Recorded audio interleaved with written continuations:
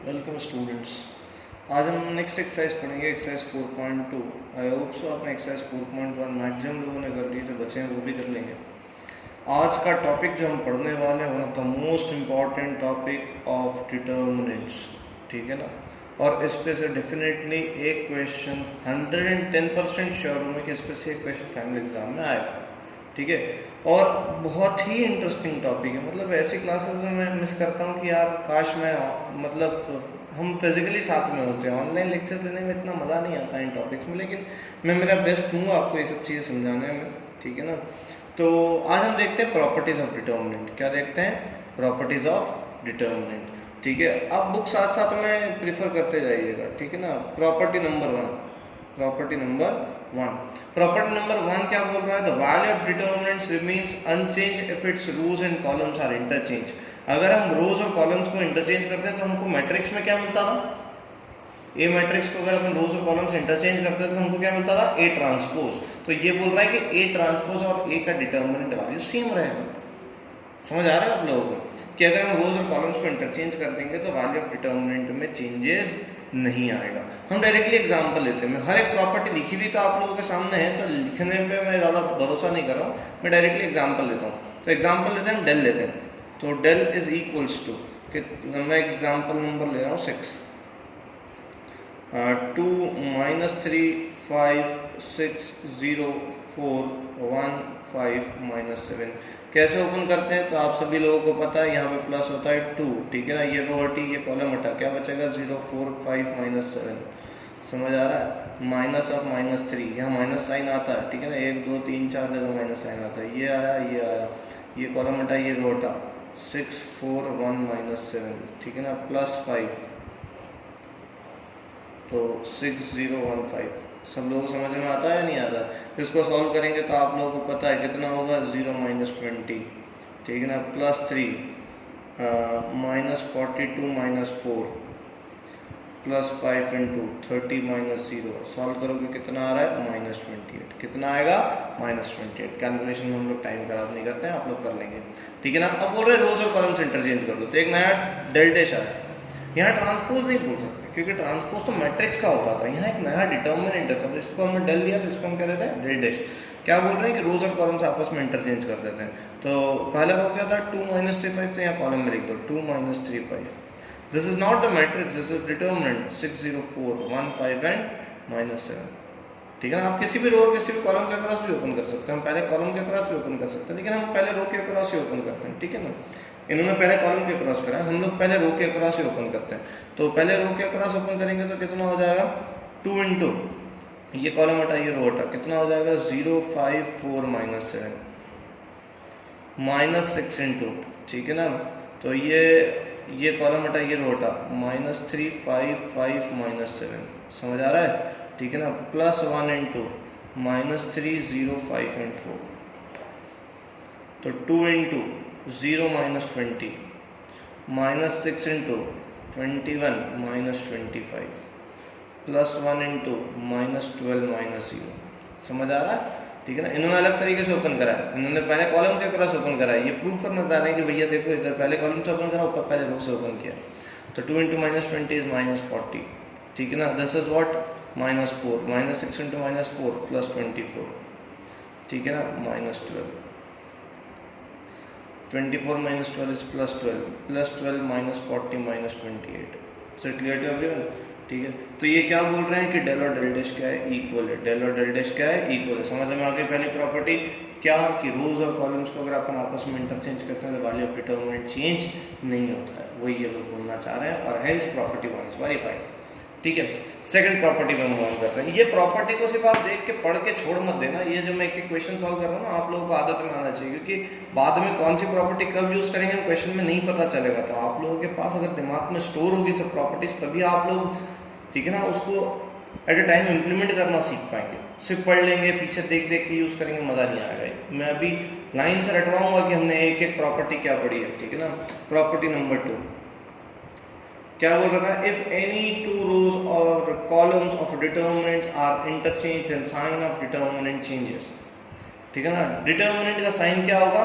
Change हो जाएगा। कब? अगर आपस में 2 रो या 2 कॉलम इंटरचेंज होंगे। अभी आपने ये वाला देखा, 2 माइनस 3 5 6 0 4 1 5 माइनस 7। अपन पहली दो रो आपस में इंटरचेंज कर देते हैं, ठीक है ना। वही एग्जाम्पल नंबर 7 में भी लिखा है, ठीक है ना। ठीक है, अपन ने अभी क्या कर रहे हैं, अपन आपस में इंटरचेंज कर रहे हैं। तो अपन एग्जाम्पल नंबर 7 देखते हैं, ठीक है ना। फिर अगेन डेल डैश, ठीक है ना। 2 माइनस 3 5 तो रहने दिया, अपन ने सेकंड और थर्ड रो को चेंज करा है, 1 5 and minus 7 6 0 and 4। I think so आप लोगों को सबको समझ में आ रहा होगा। जैसे ये देखिए, ये लिखा हुआ है, ठीक है ना।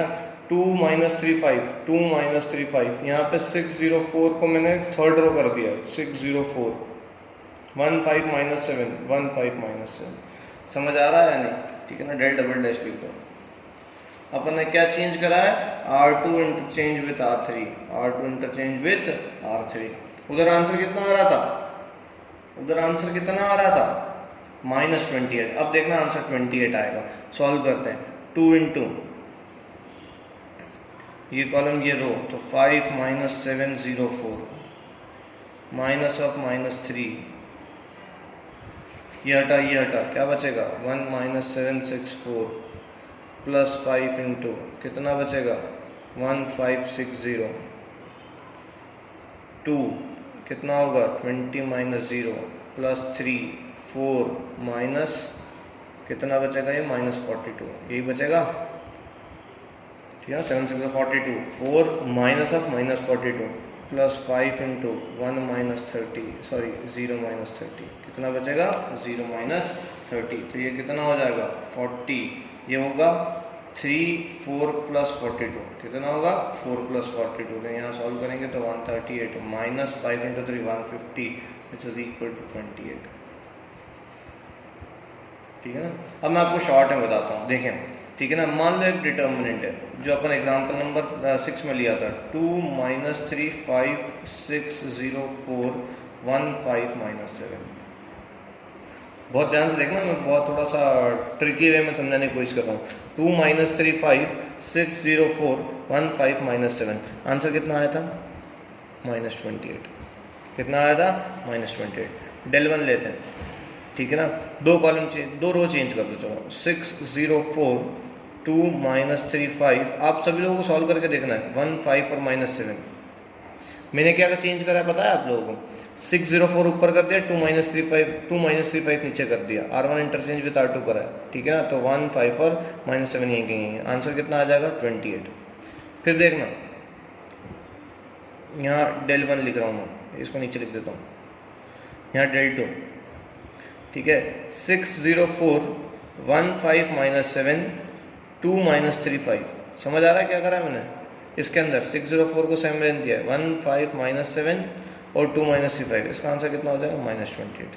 अब मजे की बात, इससे और इसमें डिफरेंस देखिए, क्या यहाँ से यहाँ तक डिटर्मिनेंट में एक रो चेंज करके पहुँचा जा सकता है क्या, चले देखें।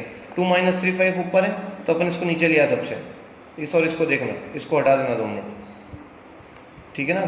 तो अपन ने क्या करा, 2 माइनस 3 5 क्या करा, नीचे लेके आ गया। अगर ये नीचे लेके आते तो 1 5 माइनस 7 ऊपर जाना चाहिए, लेकिन यहाँ आया क्या, नहीं, यहाँ तो 6 0 4 आ गया। समझ रहे हो मैं क्या बोल रहा हूँ, ठीक है ना। सबसे पहले 2 माइनस 3 5 नीचे लेके आया तो यहाँ कितना आएगा, 1 5 माइनस 7 और यहाँ 6 0 4। तो 1 5 माइनस 7 को नीचे, 6 0 4 को ऊपर, मतलब अपन ने यहाँ से यहाँ तक आने में क्या करा, 2 रो चेंज करी आपस में। कितनी रो चेंज करी, 2 रो। देखो मन से समझना, सबसे पहले ऊपर 2 माइनस 3 5 सबसे नीचे लाया, मतलब R1 इंटरचेंज विद R3, फिर ये ऊपर आया, फिर R1 इंटरचेंज विद R2, तो ये आया। तो 2 रो इंटरचेंज करी तो -28 का -28 आया। क्यों, क्योंकि सेकंड प्रॉपर्टी में क्या बोला था, कोई भी 2 रो या 2 कॉलम अगर आपस में चेंज करते हैं तो डिटर्मिनेंट की वैल्यू किससे चेंज होती है, माइनस साइन से।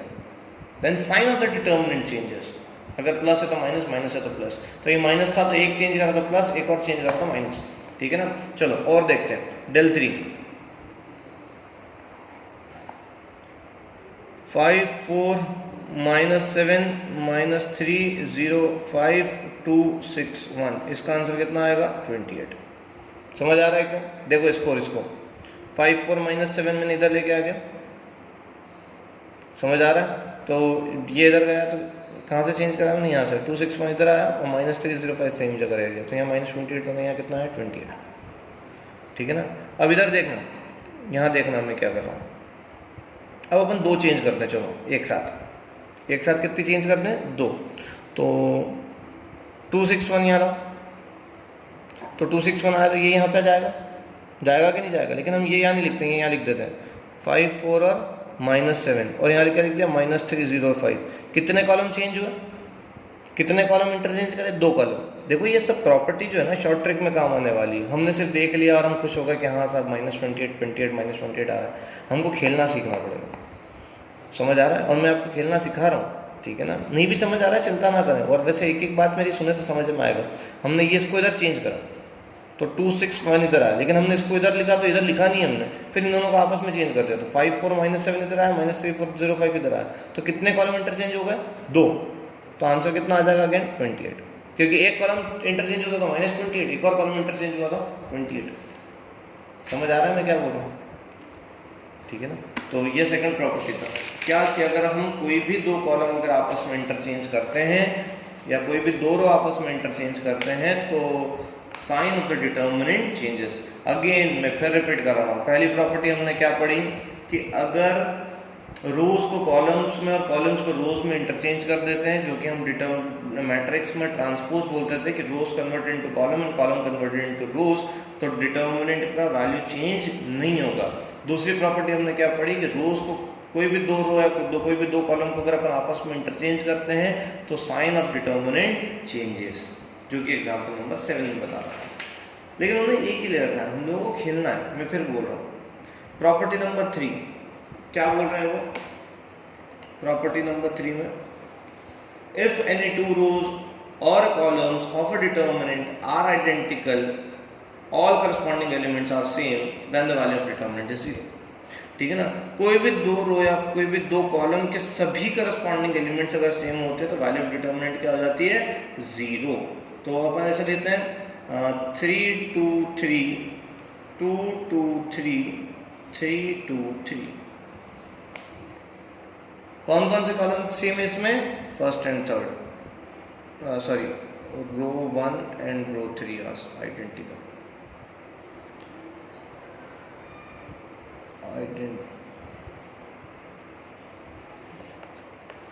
समझ आ रहा है, row 1 and row 3 are same, 3 2 3 3 2 3। समझ आ रही बात। हम किससे ओपन करें, फर्स्ट रो से ओपन कर देते हैं जो कि बुक में करा है, फिर हम एक और से भी करेंगे, ठीक है ना। Expanding along first row. चले तो कितना मिलेगा, डेल इज इक्वल्स टू 3, ठीक है ना। कितना बचेगा, ये कॉलम हटा ये रो हटा ये कॉलम हटा, कितना बचेगा 2 3 2 3 -2, ये कॉलम हटा ये रो हटा 2 3 3 3 +3 2 2 3 2। समझ आ गया होगा अब तो ये तो आप लोगों को, +3 तो 3 × 2 is 6 - 6 -2 6 - 9 +3 4 - 6 तो 0, -3 × -2 +6 -2 + 3 -6 which is equal to 0। समझ आ रहा है, ठीक है ना। लेकिन अब मैं सेकंड उससे रो से भी ओपन करूंगा। क्या बोल रहा हूं मैं, एक्सपांडिंग अलोंग सेकंड रो, तब जाके आपको समझ आएगा। सेकंड रो उठेगा तो ये तो आइडेंटिकल हो रही है नहीं हो रही है, तो अब आपको समझ में आएगा 0 होता क्यों है, एग्जैक्ट रीजन समझ में आएगा। तो डेल इज इक्वल्स टू, ठीक है ना। देखना ये सेकंड रो तो ये -2 यही होगा ना, यहाँ यहाँ यहाँ और यहाँ 4 जगह माइनस आता है, -2 ये रो हटा ये कॉलम हटा, क्या बचेगा 2 3 2 3। अब जब इसको मल्टीप्लाई करेंगे दिस इनटू दिस 6 - 6 0 आ जाएगा, +2 ये रो हटा ये कॉलम हटा, क्या बचेगा 3 3 3 3। देखो फिर 0 आया, -3 ये रो हटा ये कॉलम हटा, क्या बचेगा 3 2 3 2। समझ में आया या नहीं। अब सॉल्व करने की जरूरत ही नहीं है आप लोगों को। 3 × 2 6 - 6 0 0 × समथिंग 0 9 - 9 0 × समथिंग 0 6 - 6। समझ में आया क्या हुआ, ठीक है ना। तो एक और एग्जांपल लेके बताता हूँ मैं, जैसे देखो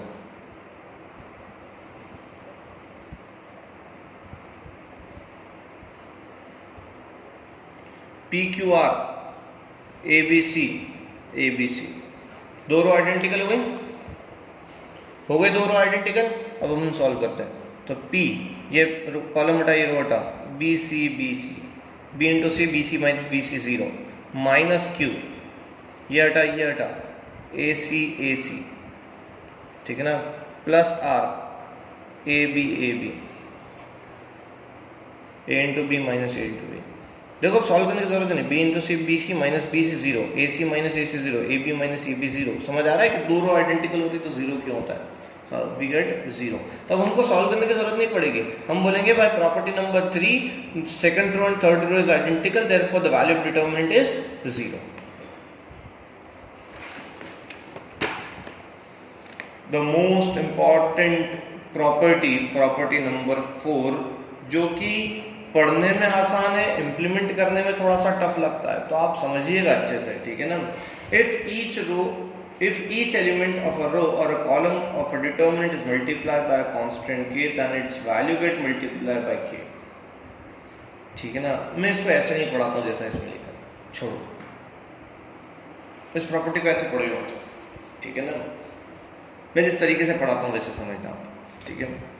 जैसे हम लोग मैट्रिसेस में देखते थे ना कि अगर एक नंबर से अगर कहीं मल्टीप्लाई करते हैं हम लोग, अगर एक नंबर से हम कहीं मल्टीप्लाई करते हैं मैट्रिक्स में, तो वो मैट्रिक्स के हर एक एलिमेंट में जाके मल्टीप्लाई हो जाता है। समझ आ रहा है, ठीक है ना, वो हर एक एलिमेंट में जाके मल्टीप्लाई हो जाता है। तो अगर यहाँ पे डेल में अगर हम के मल्टीप्लाई करते हैं, A B C T Q R L M N, समझना, अगर हम किसी डिटर्मिनेंट के आगे क्या मल्टीप्लाई कर रहे हैं, कांस्टेंट के मल्टीप्लाई कर रहे हैं, क्या मल्टीप्लाई कर रहे हैं, कांस्टेंट के, तो वो ऐसा होगा, ठीक है ना, डेल इज इक्वल्स टू के ए K B K C P Q R L M N. वो किसी भी रो में जाके मल्टीप्लाई होगा या किसी भी कॉलम में जाकर मल्टीप्लाई होगा, मतलब वो हर एक एलिमेंट के साथ जाकर मल्टीप्लाई नहीं होगा। या फिर, ठीक है ना, ए बी सी के P K Q K R L M N, second row के साथ, वो सेकेंड रो के साथ, किसी भी एक रो के साथ करना। या फिर A B C P Q R K L K M K, या फिर K P K L B Q M C R L, जहां हमको जरूरत हो वहां कर दो, कोई फर्क नहीं पड़ता। या फिर ए पी एल के बी के क्यू के एम, सेकंड लास्ट तो आप बता ही दोगे क्योंकि आप मेरे स्टूडेंट हो। A P L B Q M C K, मतलब आर के एंड एन के। समझ आ रहा है या नहीं आ रहा है? लेकिन हम मैट्रिसेस में क्या करते थे कि कोई भी अगर स्केलर मल्टीप्लिकेशन हमने किसी के साथ किया है, ठीक है ना, किसी भी स्केलर नंबर का अगर हमने मल्टीप्लाई किया है तो वो हर एक एलिमेंट में जाकर मल्टीप्लाई होता है। लेकिन अगर हम यहाँ कर रहे हैं तो वो किसी भी एक रो या किसी भी एक कॉलम में जाकर मल्टीप्लाई होता है। अब आप एक बार और ध्यान से पढ़ेंगे तो समझ में आएगा। वो बोलना चाह रहे हैं कि किसी भी एक डिटर्मिनेंट में, मान लो ये डिटर्मिनेंट ये है del dash A B C P Q R and L M N, वो बोल रहे हैं कि किसी भी एक रो में हमने के का मल्टीप्लाई कर दिया, किसी भी एक रो या किसी भी एक कॉलम में हमने के का मल्टीप्लाई कर दिया, तो इस के को यहाँ से कॉमन निकालोगे तो ये जो नया डिटर्मिनेंट है वो के का मल्टीपल हो जाएगा। हमने कहा मल्टीप्लाई करा था किसी एक रो में, लेकिन डिटर्मिनेंट किसका मल्टीपल हो गया, के का, क्योंकि ये कॉमन भी ऐसे निकालते हैं, वहाँ कॉमन निकालते तो हर एक एलिमेंट से आता था, अब यहाँ कॉमन निकालते हैं तो क्या होगा, एक ही रो से आएगा। ये उल्टा भी समझना, यहाँ से के कॉमन निकाला ये हुआ, यहाँ से के कॉमन निकाला ये हुआ, यहाँ से के कॉमन निकाला ये आया, यहाँ से पहले कॉलम में से के कॉमन निकालिए ये आ गया, this is equal to this, this is equal to this, this is equal to this. ये जो मैंने लिखा है इसको ध्यान से समझ लें, ठीक है ना, ये सब आपस में इक्वल है, ये सब आपस में इक्वल है। तो अगर हम किसी भी रो को के से मल्टीप्लाई करते हैं तो ये के बाहर आ जाएगा, मतलब ये वाला जो डिटर्मिनेंट है वो के का क्या हो गया, मल्टीपल हो गया। समझ आ रहा है या नहीं, ठीक है ना, नहीं भी समझ में आए चिंता मत करो। अब एक और चीज देखो, ठीक है ना, del is equals to A B C K B K C P Q R. एक मिनट के लिए सोचो आप सभी लोग मन में, ठीक है ना, मैं 1 मिनट पॉज दूंगा, आप लोग कुछ बच्चे समझ जाएंगे, ठीक है ना, ओरली बिना पेन उठाए बिना कॉपी में कुछ सॉल्व करे, इसका आंसर दिमाग पे लाने की कोशिश करो। इसका आंसर क्या है, सोचो, बिल्कुल बिंदास दिमाग लगाओ, ठीक है ना। शायद मैं क्लास में होता तो मैं किससे खड़े करके पूछता और मुझे कुछ आंसर्स मिलते और मैं खुश होता कि यार बच्चे समझ रहे। मैं इसीलिए फिजिकल इंटरैक्टिविटी ज़्यादा पसंद करता हूँ rather than online classes.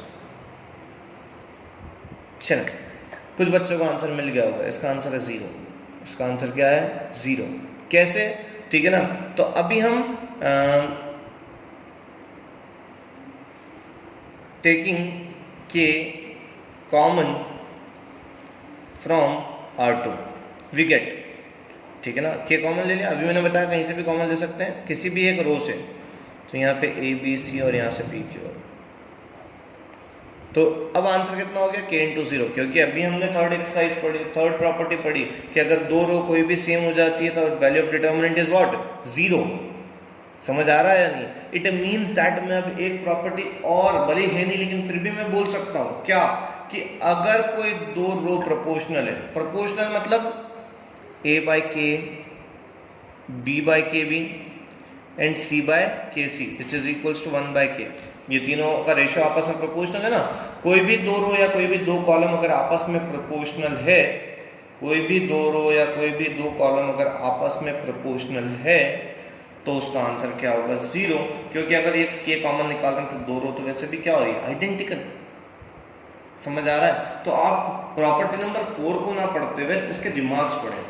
By this property we can take out any common factor from any one row or from any one column of a given determinant। मतलब हम कोई भी k कहीं से भी किसी भी रो या किसी भी कॉलम में से कॉमन निकाल सकते हैं, या बाहर है तो किसी भी रो या किसी भी कॉलम में मल्टीप्लाई कर सकते हैं। ये बहुत इंपॉर्टेंट चीज मैंने समझाई आप लोगों को। या फिर सेकंड रिमार्क क्या है, if corresponding elements of any two rows or column of a determinant are proportional or in the same ratio then its value is 0, जो कि मैंने आपको यहाँ बताया। जैसे आप देखें एग्जाम्पल नंबर 9, एग्जाम्पल नंबर 9 अगर आप देखेंगे, ठीक है ना, तो 102 18 36 1 3 4 17 3 6, इसमें से 6 कॉमन निकाल लो, इसमें से 6 क्या करो, कॉमन निकाल लो। तो यहाँ बचेगा 17, यहाँ बचेगा 18 और यहाँ बचेगा 6, और फिर फर्स्ट और थर्ड रो क्या हो गई, आइडेंटिकल। समझ आ रहा है। देखो 102 का लिखा 6 इंटू 17, 18 को क्या लिखा 6 इंटू 3, 36 को क्या लिखा 6 इंटू 6, और इसमें से 6 क्या करा, कॉमन निकाल लिया। अभी मैंने बताया कोई भी रो अगर किसी भी कोई कॉमन मल्टीपल आता है किसी भी रो या किसी भी कॉलम में तो बाहर निकाल सकते हैं। तो अपन ने taking 6 common from row 1 we get this, और first row and third row is identical, so answer is 0। अच्छा, इसका अल्टरनेट भी मैं बताता हूँ, देखें आप।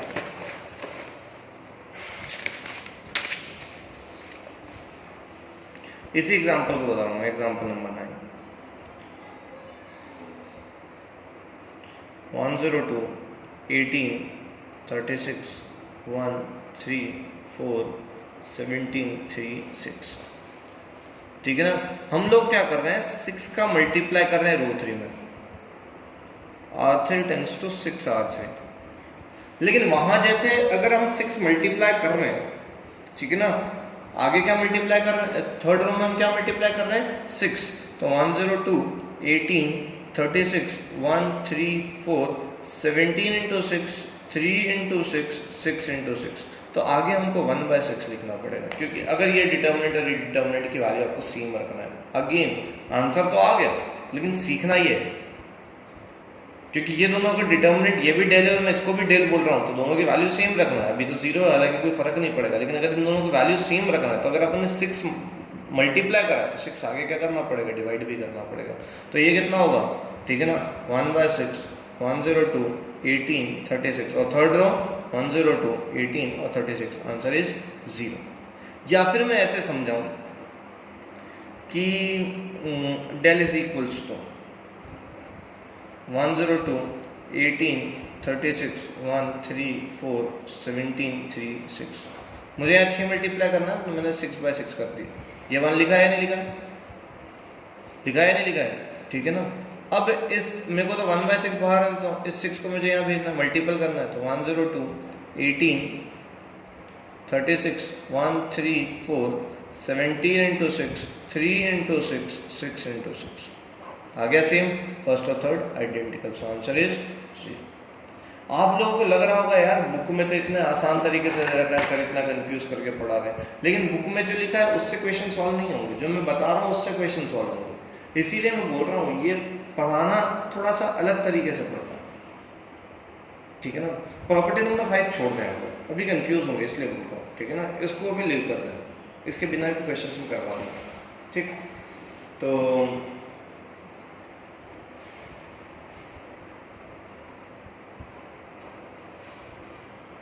क्या चले देख ले, क्योंकि प्रॉपर्टी नंबर 6 एक्चुअली समझ नहीं आएगी उससे। Property number 5, if sum of all elements of a row or a column of a determinant are expressed as a sum of two or more terms, then the determinants can be expressed as a sum of two or more determinants।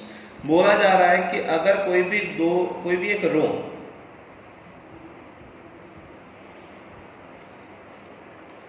First row sum of two numbers लिखा है ना, ठीक है ना, B1 B2 B3 C1 C2 C3। क्या बोला जा रहा है कि पहली रो जो है सम ऑफ टू नंबर्स लिखा है, पहली रो जो है वो क्या लिखा है, सम ऑफ टू नंबर्स, ठीक है ना। तो ये जो डिटर्मिनेंट है डेल, ये सम ऑफ टू डिटर्मिनेंट्स लिखा जा सकता है, del 1 plus del 2। For example A1 A2 A3 B1 B2 B3 C1 C2 C3 plus lambda 1 lambda 2 lambda 3 B1 B2 B3 C1 C2 C3। समझ आ रहा है? तो अब आप वापस से पढ़ो, if some or all the elements of a row, मान लो एक रो का element sum of two numbers लिखा है, if a determinant has expressed sum of two terms, then the determinant can be expressed as sum of two determinants। समझ आ रहा है या नहीं? ठीक है। कोई भी एक रो में अगर नंबर्स कोई भी एक रो है सम ऑफ टू नंबर्स अगर लिखा है तो डिटर्मिनेंट को हम सम ऑफ टू डिटर्मिनेंट्स लिख सकते हैं, ठीक है ना। चलें एग्जांपल नंबर 10 देखें। A B C A plus 2x B plus 2y C plus 2z x y z according to the property number 5, according to P5, ठीक है ना। सेकेंड रो जो है सम ऑफ टू नंबर्स लिखा है तो हम सम ऑफ टू डिटर्मिनेंट्स इसको लिख सकते हैं, डेल इज इक्वल्स टू, तो डेल इज इक्वल्स टू ये क्या है, A B C X Y Z. यहाँ पे A B C 2x 2y 2z X Y Z. इसका आंसर क्या होगा, 0, क्योंकि दो रो आइडेंटिकल, और इसका भी आंसर 0 क्योंकि दो row proportional. This is not identical, this is what, proportional. किसी को नहीं समझ में आ रहा प्रोपोर्शनल वाला फंडा, चलो 2 कॉमन निकाल सकते हैं, यहाँ से 2 कॉमन निकाल लिया, किसी भी एक रो से पूरे में से निकालना होता निकाल लिया। तो A B C X Y Z और third row X Y Z, answer कितना हो गया 0, क्योंकि सेकंड और थर्ड क्या हो गई आइडेंटिकल। तो आंसर इज 0 + 2 × 0, आंसर इज 0। हम डायरेक्टली भी बोल सकते थे क्योंकि ये प्रोपोर्शनल है।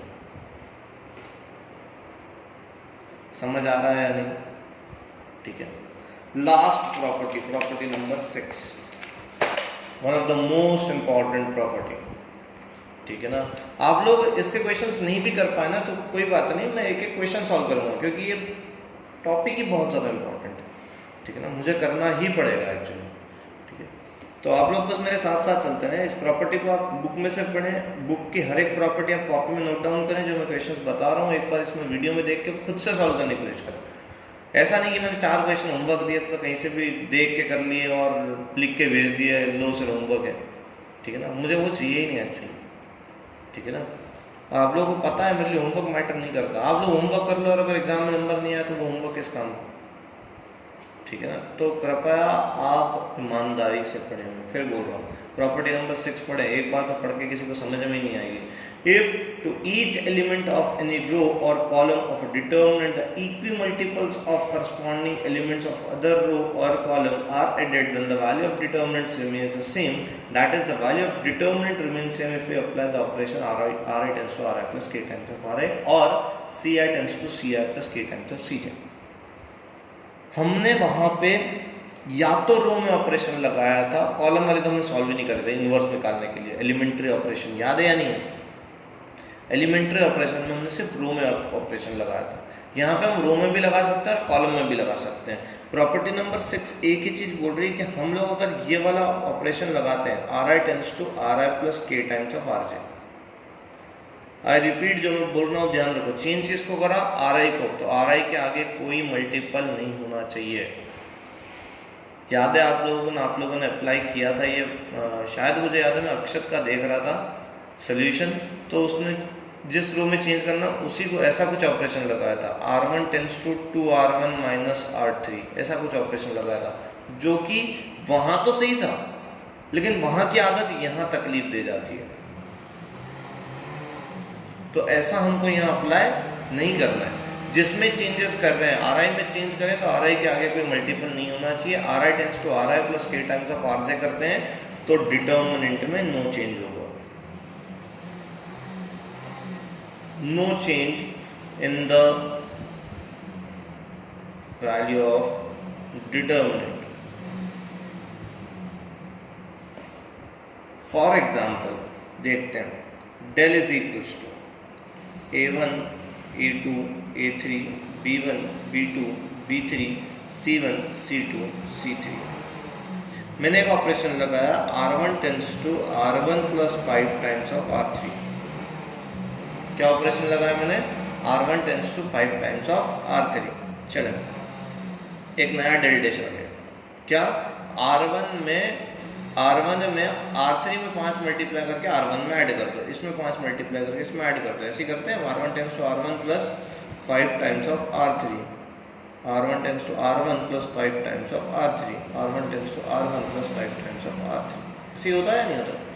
B1 B2 B3 C1 C2 C3। चलें अब इसको सॉल्व करते हैं। तो ये सम ऑफ टू डिटर्मिनेंट्स लिख सकते हैं क्योंकि एक रो सम ऑफ टू एलिमेंट्स है।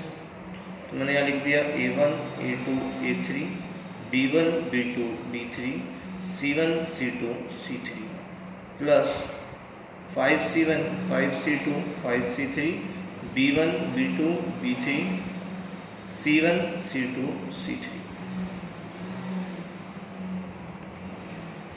तो ये तो लिखा है डेल, जो ये था, ठीक है। और ये लिखा है 0, क्यों? क्योंकि फर्स्ट और थर्ड रो क्या हो गई? प्रोपोर्शनल। या फिर अगर आप इसमें से 5 कॉमन ले लो तो ये क्या बच जाएगा? 5 बाहर आ जाएगा, C1 C2 C3 C1 C2 C3, तो इसका आंसर कितना हो जाएगा? 0।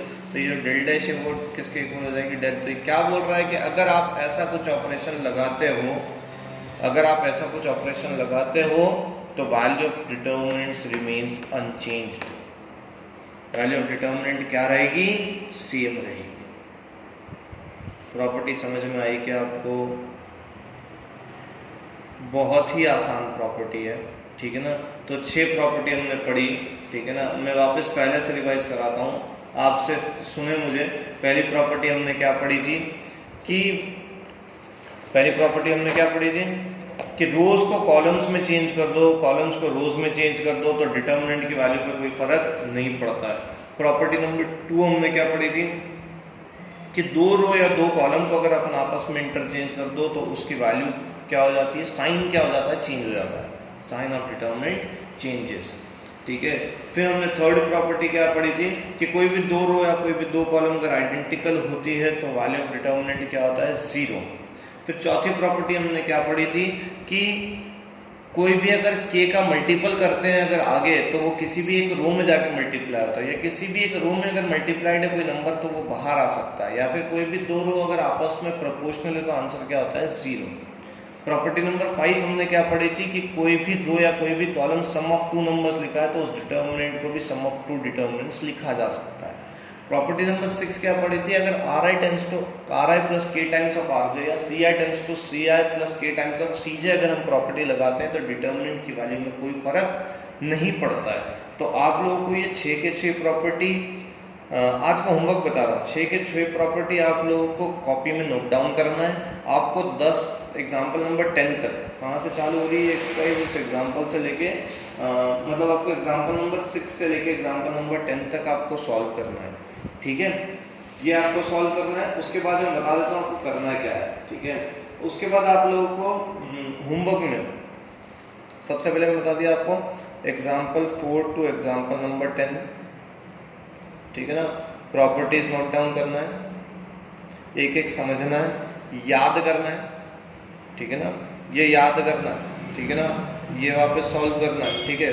फिर एक्सरसाइज 4.2 होमवर्क, क्वेश्चन नंबर 1, ठीक है,